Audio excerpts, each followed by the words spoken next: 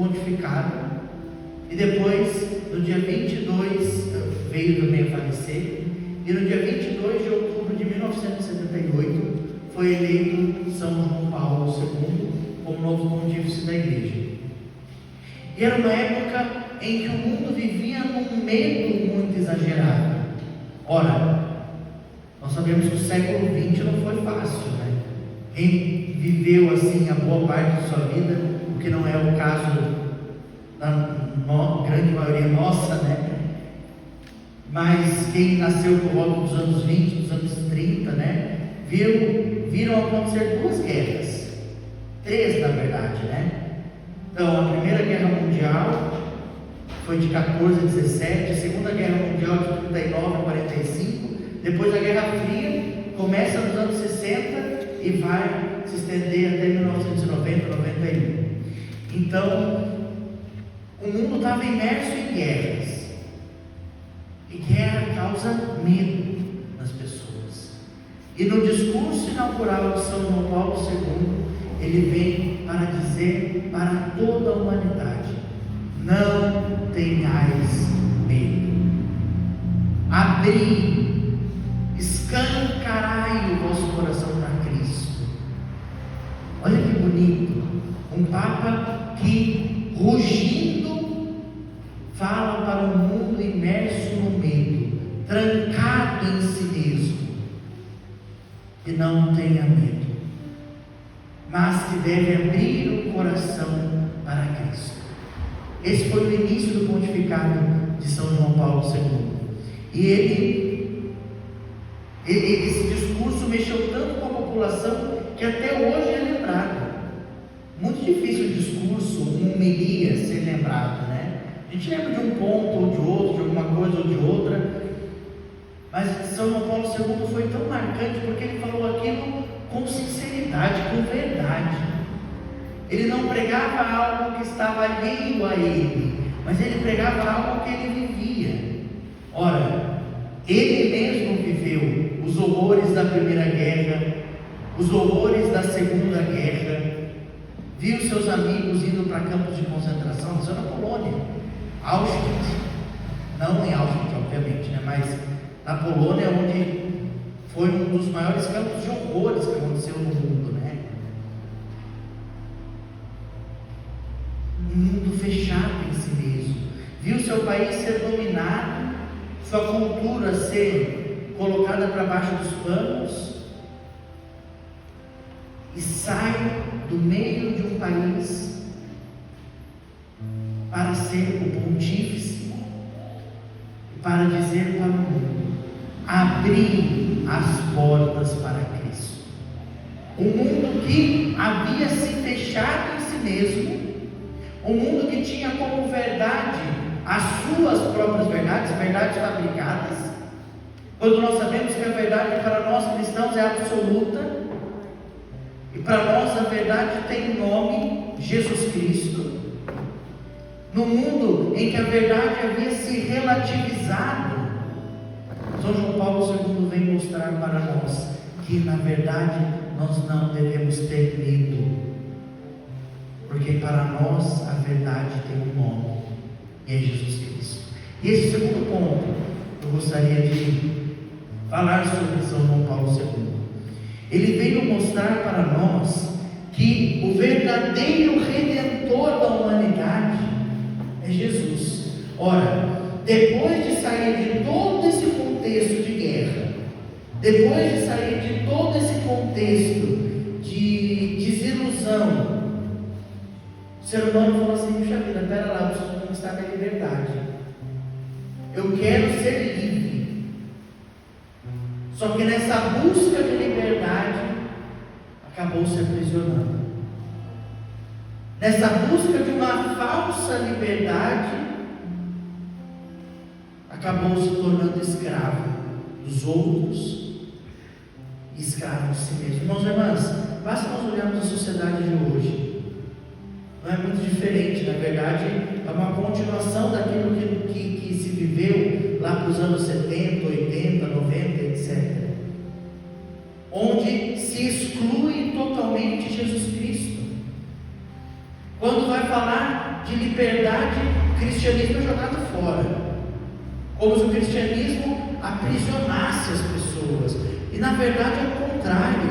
Jesus Cristo não veio para botar corrente, cadeia em ninguém. Jesus Cristo veio para nos libertar.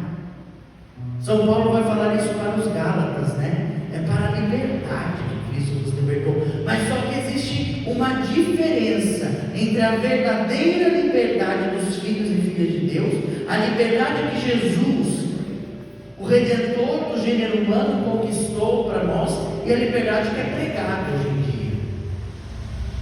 Existe uma grande diferença, porque a liberdade é nada menos do que fazer a vontade de Deus. Isso é ser livre.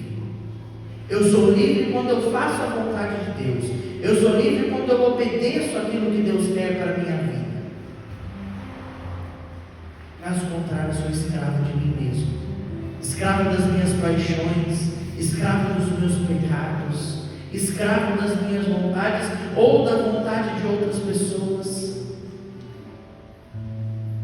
Agora, quando eu obedeço a Cristo, que é a verdade, e isso é o que nós devemos pregar neste mundo inteiro, que a verdade é Jesus Cristo. É isso que São João Paulo II gritava a plenos pulmões, né? Nós devemos proclamar e buscar essa liberdade que vem de Jesus Cristo, o verdadeiro Redentor do gênero humano. Não existe outro. Não existe outro nome que possa ser invocado que possa nos salvar. Não existe outra pessoa, por mais que seja a melhor pessoa da nossa vida, a pessoa que é tudo para mim, etc. Não, ela não tem poder de salvar. O único que já nos salvou, já nos conquistou a salvação, é Jesus Cristo. E é isso que São João Paulo II pregava a plenos pulmões.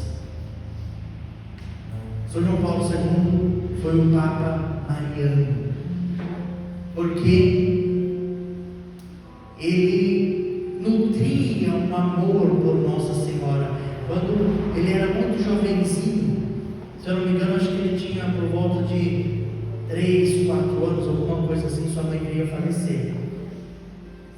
Quando ele começou a tomar consciência do que é ter uma mãe, do que é ser órfão por parte de mãe, etc., ele chegou para Nossa Senhora, que é a padroeira da Polônia, e falou assim: agora a senhora vai ter que ser minha mãe. Já que eu não tenho minha mãe aqui, a senhora vai ser minha mãe. E ele nutria de fato um amor imenso por Nossa Senhora, mas um amor concreto. Tanto que tudo que aconteceu com ele, né, sempre tem alguma coisa relacionada a Nossa Senhora no meio. Por exemplo, não que Nossa Senhora tenha produzido, pelo contrário, pelo amor de Deus, mas o seu atentado, 13 de maio de 1978,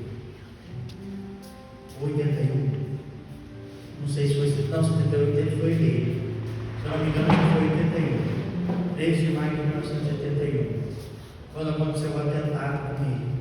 E ele sobreviveu, e ele coloca isso como graça de Nossa Senhora, por intercessão de Nossa Senhora. Tanto que até hoje em Fátima, na coroa de Nossa Senhora de Fátima, está a bala que perfurou o seu abdômen. E o médico que fez a cirurgia falou assim: olha, parece um milagre, porque o caminho que a bala estava indo ia acertar os órgãos vitais dele, mas parece que um dedo empurrou a bala para o lado. Então, ele atribui esse milagre da sua sobrevivência a Nossa Senhora, e oferece essa bala como sinal da sua gratidão a Maria. Outro ponto da vida de São João Paulo II era o amor incansável que ele tinha pela Eucaristia. Ele escreveu uma encíclica que é maravilhosa, chama Eclésia de Eucaristia, ou seja, a igreja da Eucaristia. E ele fala uma frase que muitas vezes nós ouvimos já dizer, ou até muitas vezes nós falamos, mas nós não tomamos a consciência do significado que ela traz para nós. Nós sempre dizemos que a igreja faz a Eucaristia e a Eucaristia faz a igreja. Mas o que significa isso? Significa que quando nós participamos da Eucaristia, quando nós comungamos do corpo e do sangue do Senhor, nós estamos unidos a Cristo e consequentemente a igreja, porque Cristo é a cabeça da igreja. E quem celebra a Eucaristia é a igreja. Por isso a igreja faz a Eucaristia, vamos dizer assim, e a Eucaristia é quem faz a igreja. São João Paulo II nos ensina o valor da adoração ao Santíssimo Sacramento, da necessidade que nós temos em adorar o Senhor, e como isso tem caído hoje em dia, né? Nós chegamos às nossas igrejas, muitas vezes as nossas igrejas vazias, porque muitas vezes nós não temos tempo para adorar o Senhor. E eu ouso dizer que muitas vezes por isso que a nossa vida carece de sentido, porque nós deixamos aquilo que é essencial, que é nosso Senhor Jesus Cristo, de lado. Tiramos aquilo que é fundamental na nossa vida e damos espaço para outras coisas, coisas que muitas vezes não vamos preencher, coisas que muitas vezes não vão dar sentido para a nossa vida. E o verdadeiro sentido, repito, como disse no começo, tem nome: Jesus Cristo. São João Paulo II mostra isso não apenas nas suas palavras, mas com a sua vida, que Jesus deve ser o Senhor e o centro da nossa vida, que Jesus deve ser o Senhor e o centro da nossa história, e que nós devemos ressignificar tudo a partir de Jesus, ou seja, que nós devemos colocar a nossa história, mesmo ferida, mesmo machucada, em Jesus Cristo, tal como Ele fez, porque Ele também teve muitos sofrimentos em sua vida. A perda do seu pai, a perda da sua mãe, do seu pai, do seu irmão. Era uma pessoa jogada sozinha no mundo, mas que achou um sentido para a sua vida. Esse sentido era Jesus Cristo. Viveu uma vida entregue e doada a Jesus. São João Paulo II fala muito de santidade, outro valor que hoje em dia não se fala e não se busca, porque nós pensamos que santidade é algo para uma classe ou outra de pessoas. Só que hoje em dia isso mudou, principalmente depois do dia 7 de setembro, quando a igreja viu enaltecido nos altares, elevado às honras dos altares, dois jovens de épocas diferentes, mas jovens normais: São Pierre, Jorge Frassati e São Carlo Acutis,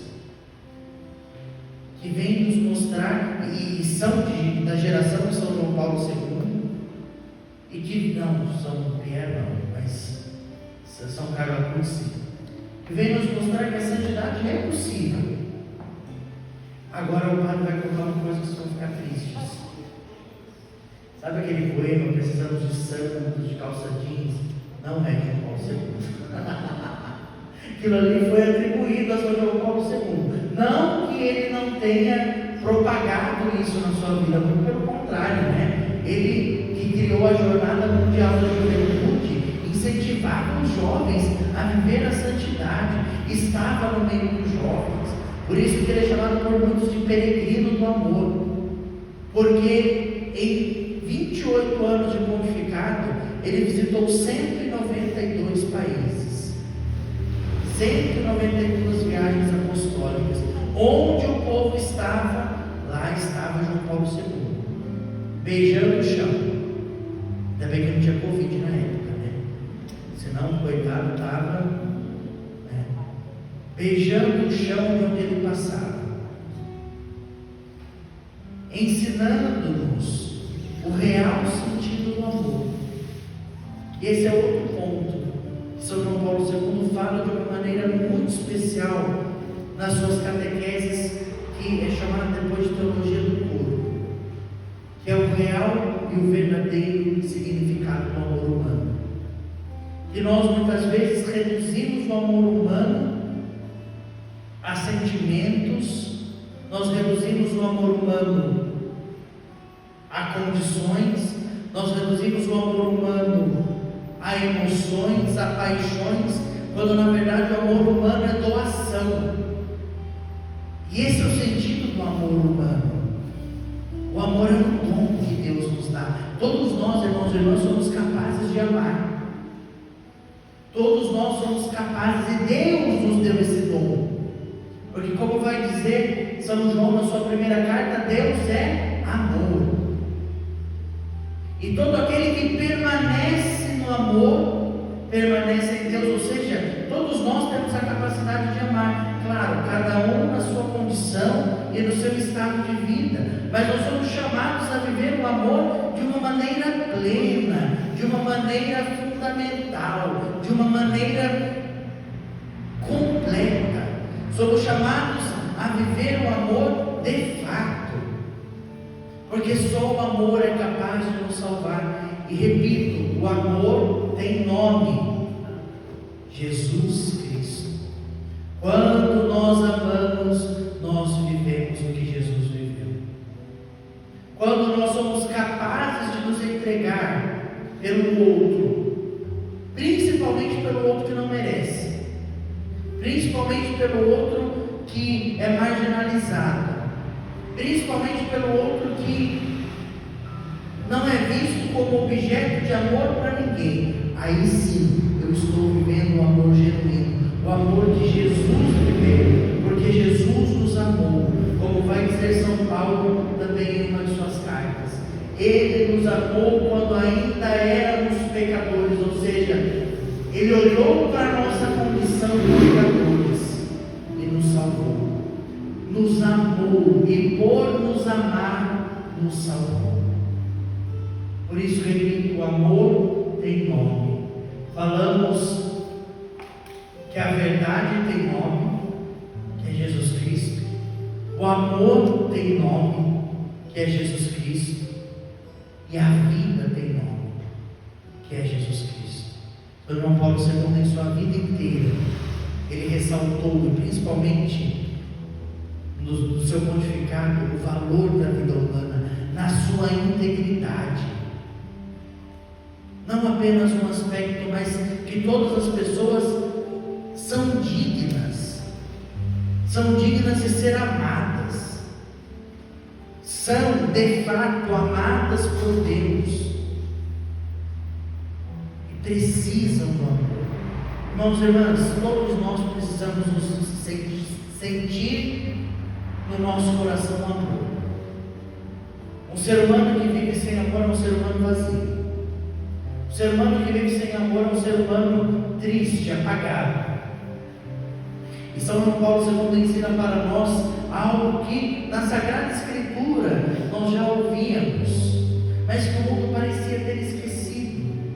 Nós somos amados por Deus, nós somos queridos por Deus. Deus nos ama de uma maneira absoluta. Deus nos ama mesmo com os nossos pecados. É claro, Ele espera de nós uma conversão, mas nos ama, tal como o Pai misericordioso. Isso São João Paulo II nos lembra quando ele vai escrever a sua encíclica Penitência e Reconciliação, que o mundo perdeu o sentido do pecado. Ou seja, hoje em dia não existe para as pessoas: pecado é matar e roubar. Não existe mais pecado além desses, para a maioria das pessoas. Quando nós sabemos que o pecado pecado continua existindo e continua ferindo a nossa vida, continua ferindo a nossa existência, continua ferindo quem nós somos. E mais uma vez, o Papa nos recorda na sua encíclica que mesmo com essa falta do sentido de pecado, Deus continua confiando em nós, Deus continua nos resgatando. Eu acho muito interessante a parábola do filho pródigo. Sempre que eu vou pregar em algum retiro que vai falar sobre reconciliação, eu gosto de usar essa parábola. E é interessante um detalhe que pouca gente percebe. Dois detalhes que pouca gente percebe. O filho mais novo pegou suas coisas, pediu para o pai a herança e vazou, foi embora. Gastou todos os bens com tudo aquilo que não prestava, até chegar a comer resto de comida de porco. Foi quando ele viu a situação indigna que ele havia caído. Então o que ele faz? Ele bota a mão na consciência e fala assim: puxa vida, os empregados do meu pai comem pão com fartura, e eu aqui comendo o resto de comida de porco. Então eu vou voltar e vou falar para o meu pai: olha pai, eu pequei, eu não quero ser seu filho, mas me trate como um empregado. Ou seja, em primeiro lugar, isso nos passa batido. O filho não volta por amor ao pai, o filho volta por fome. E como o pai o recebe como empregado, o pai, quando avista o filho longe, corre, enche-o de beijos, mesmo que ele estando emporcalhado, literalmente, enche-o de beijos, manda colocar uma roupa nova, sandália nos pés, e não deixa nem o filho falar. E outra coisa que nós não percebemos: o que o pai faz para comemorar a chegada do filho? Alguém se recorda? Uma festa, mas o que tinha nessa festa?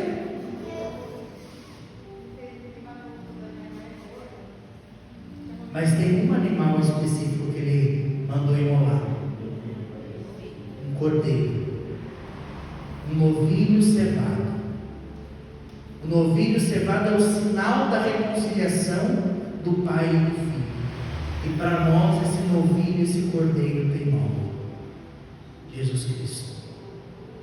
São João Paulo II nos relembra isso, que Jesus é para nós o sinal de reconciliação entre nós e o Pai. É a ponte que nos liga ao Pai.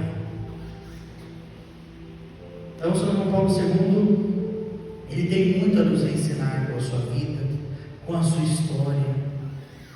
Instituiu, porque tinha essa devoção, canonizou Santa Faustina e instituiu a festa da Divina Misericórdia no segundo domingo da Páscoa, e por providência divina faleceu no dia 2 de abril de 2005, véspera do domingo da Divina Misericórdia. Ou seja, no dia da Divina Misericórdia que Ele mesmo instituiu, o Senhor veio buscar, o Senhor o recolheu, para celebrar a festa da misericórdia, não mais aqui, mas no céu, junto com Jesus, onde ele celebrou a misericórdia do Senhor. Outro legado de São João Paulo II, a misericórdia. Foi misericordioso, inclusive com quem é bom. Ser misericordioso é com quem não merece mesmo, né? Mas ele exerceu seu pontificado na base da misericórdia. Quantas e quantas pessoas, quantos e quantos líderes da igreja se opuseram a ele, ele usou de misericórdia para com eles, nos ensinando isso, nos ensinando que nós devemos viver o amor e a misericórdia, independente de quem seja a pessoa, independente do que a pessoa fez, devemos viver o amor e a misericórdia. Então esse é o legado de São João Paulo II. Em primeiro lugar, não tenhamos medo. O mundo pode parecer assustador. Pode parecer assustador ser cristão nos dias de hoje. Mas só será assustador se nós não abrirmos a porta para Cristo. Segundo ponto, não existe salvação fora de Jesus.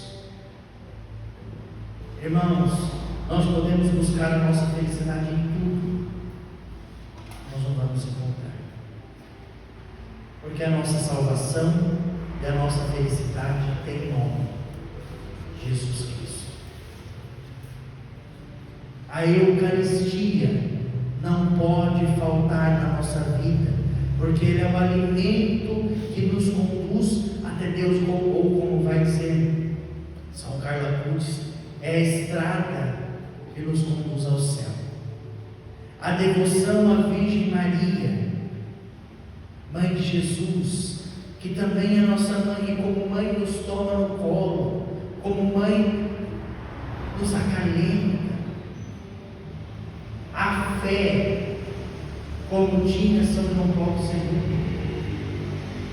uma fé intensa, uma fé ardorosa, uma fé que fez com que ele fosse ao encontro das pessoas. E quantas pessoas se encontraram com ele? Repito, em 28 anos de pontificado, visitou 192 países, inclusive países não cristãos, inclusive países onde ele era proibido de entrar, mas como líder de Estado, chefe de Estado, ele não podia entrar, onde ele não era bem-vindo, mas ele sabia que o povo católico precisava dele. Visitou o Brasil 3 vezes, por 3 vezes pisou no nosso solo. Um santo pisou no nosso solo por 3 vezes. Nos ensinou, falou em português, nos ensinou o caminho da santidade, nos ensinou as formas de se chegar a essa santidade. Foi ao encontro principalmente dos jovens. Foi muito bonito que na vigília, assim como também aconteceu com o Papa Francisco esse ano, quando o Papa estava ruim, estava doente, já estava prestes a falecer, que muitas pessoas foram na Praça de São Pedro para rezar pelo Papa, para pedir pela saúde do Papa, pela recuperação do Papa.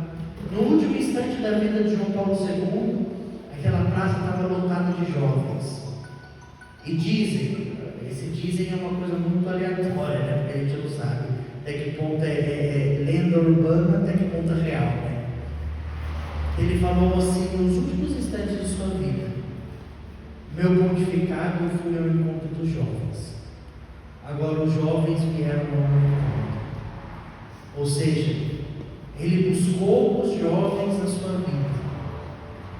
E na sua Páscoa, no seu momento de entrega a Deus, no momento da sua morte, os jovens foram até ele e rezavam por ele. Eu me recordo muito bem daquele dia. Eu tinha só 10 anos na época, né? 2005. Mas eu me recordo muito bem do dia do falecimento de São João Paulo II, como o mundo tomou um ar de tristeza, de angústia, como se perdesse um grande pastor. Mas só que, ao mesmo tempo, era um ar de esperança, porque sabia que ele já estava no céu junto de Deus, e de lá intercedia e olhava por cada um de nós. Tanto que no seu velório, imediatamente o povo já pedia sua canonização. No seu enterro, o povo já o chamava de santo súbito, ou seja, santo imediato. Claro que a igreja é muito cautelosa, ela não faz as coisas no calor da emoção, né? Mas esperou aí 9 anos para canonizar, ainda assim foi rápido, né? Mas canonizou depois de 9 anos. Então que nós possamos levar esse amor que São João Paulo II viveu na sua vida também para nós. Ele alcançou o céu e ele nos mostra que também é possível nós alcançarmos o céu. Como?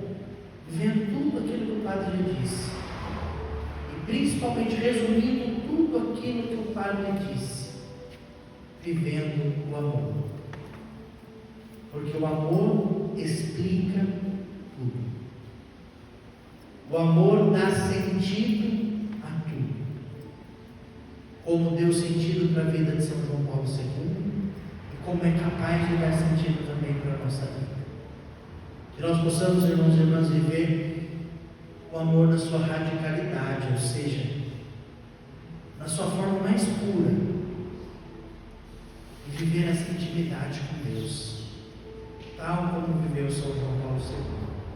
Uma vida de união, uma vida de amor, uma vida de intimidade com Jesus, para podermos também um dia alcançarmos o céu. O céu não é para um ou outro, o céu não é para classes de pessoas, o céu é para todos aqueles que são capazes de amar. Nós somos capazes de amar. Deus colocou isso no coração de cada ser humano, e se nós amamos, se nós vivemos uma vida de santidade, se nós dissermos não ao pecado, se nós vivemos na misericórdia divina, nós alcançamos a eternidade. O céu é possível, e a vida de São João Paulo II vai nos mostrar isso, que o céu é possível para todos nós. Que nós possamos viver de acordo e no nível de alguém que deseja ir para o céu, não que mereça, porque merecer nós sabemos que nós não merecemos, porque nós pecamos, mas pessoas que desejam e sonham com o paraíso, que sonham com a eternidade, que sonham com o nosso Senhor Jesus Cristo. E o céu nada mais é do que viver uma vida inteira com Jesus. Se nós somos capazes de amar e viver com Jesus nesta terra, também somos capazes de amar e viver com Jesus no céu. Louvado seja o nosso Senhor Jesus Cristo.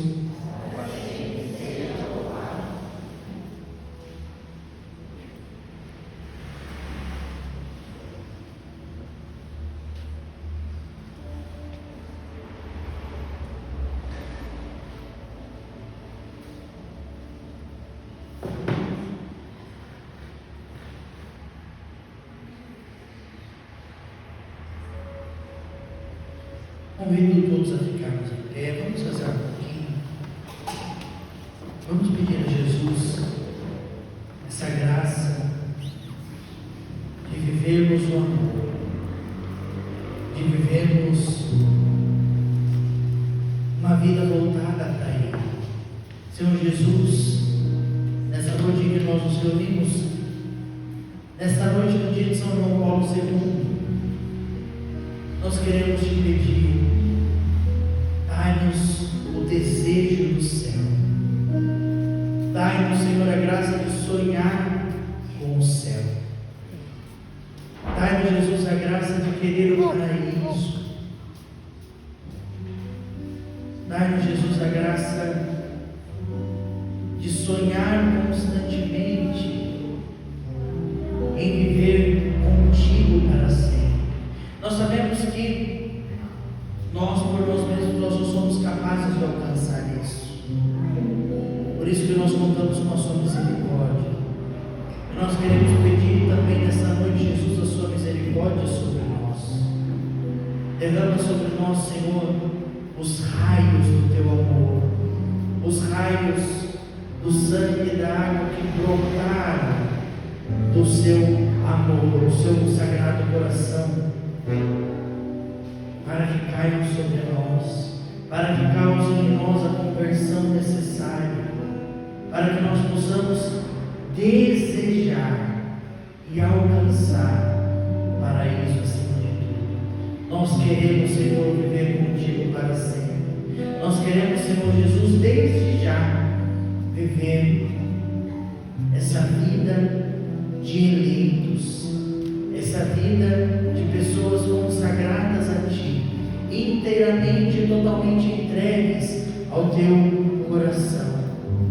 Arranca de nós, Senhor, arranca do nosso coração a falta do sentido do pecado, para que nós possamos enxergar o que nos afasta de Ti, para que nós possamos enxergar as nossas limitações, as nossas fraquezas, as nossas debilidades, e principalmente, Senhor Jesus, dai-nos a graça de Te amar, de Te desejar, de nos apaixonarmos por Ti, de sairmos daqui dessa noite com o coração repletos, cheios do desejo de viver a santidade daqueles que foram escolhidos por Ti para uma vida santa, para uma vida eterna.